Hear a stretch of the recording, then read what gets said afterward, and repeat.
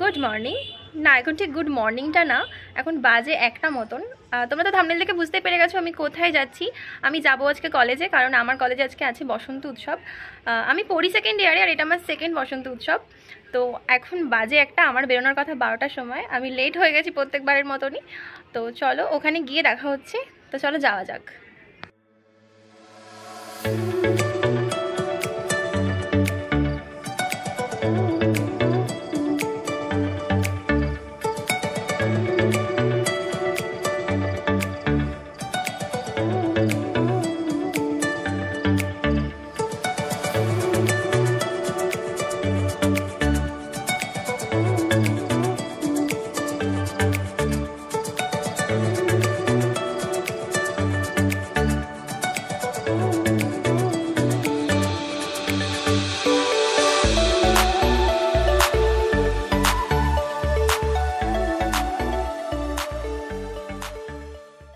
তো ইনি হলেন আমার প্রথম কলেজ ফ্রেন্ড, যার সাথে আমার কলেজে ফার্স্ট কথা হয়েছিল।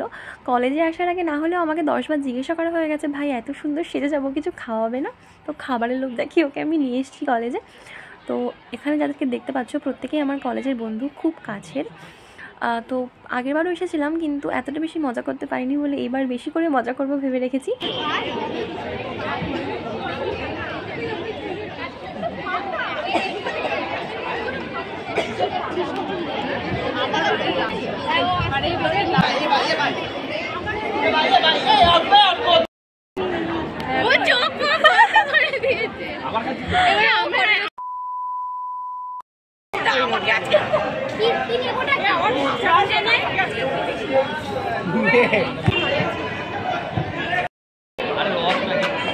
আমি ফার্স্টে শুরু করেছিলাম সবাইকে ভূত বানানো।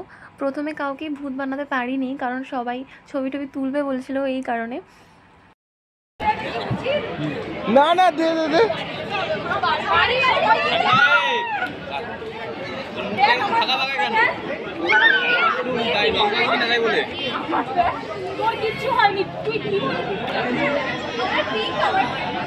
আমাদের কলেজের পাশেই একটা মাঠ আছে, তো সেখানেই হচ্ছিল প্রোগ্রামটা। ভীষণ মজা করেছি, অনেক ছবি তুলেছি। তোমরা চাইলে আমার ইনস্টাগ্রামের প্রোফাইলটা অবশ্যই দেখতে পারো। কি ফটো তুলবো?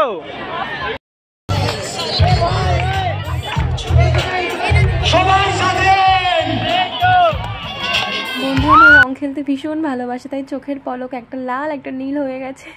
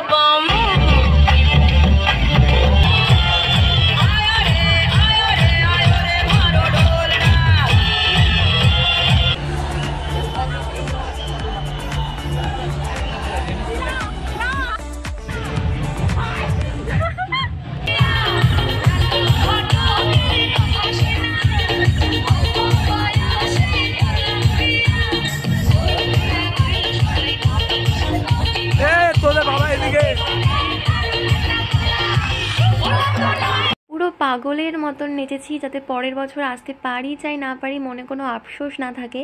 প্রোগ্রামটাকে এনজয় করছিলাম, ভিডিও তেমন ভালোভাবে বানাতে পারিনি। কি বলতো, কলেজ লাইফটা শেষ হয়ে যাবে, বন্ধুত্বগুলো নাও থাকতে পারে, কিন্তু এই মুহূর্তগুলো সারাটা জীবন থাকবে। এই মুহূর্তগুলোকে সাথে নিয়ে আগামী বছরের জন্য অপেক্ষা করব, যাতে আরও ভালো ভালো ভিডিও আমি তোমাদেরকে দিতে পারি।